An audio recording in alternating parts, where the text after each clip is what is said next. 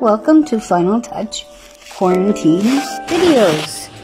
This time we're doing napkins, and we're going to do this one in a wine glass. And it's a tulip or a rose in a wine glass. And we'll hand it over to Mercedes. Hi, Mercedes. Okay, so we're going to start this one the same, hem up, and then you're going to fold it into a big triangle.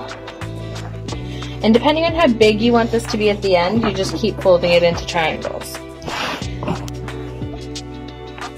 Okay, so this one we're using a pretty small wine glass, so I'm going to fold it into 4 so that it creates a small triangle.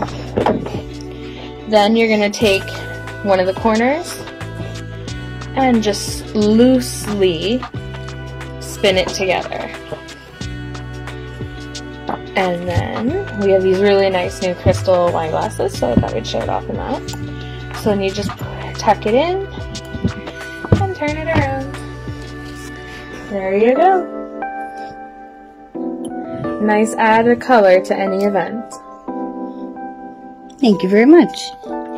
See you next time. If you have any ideas about something else we can show you, give us a shout, attach a photo, message me individually, whatever works, and we'll get to it as soon as we can.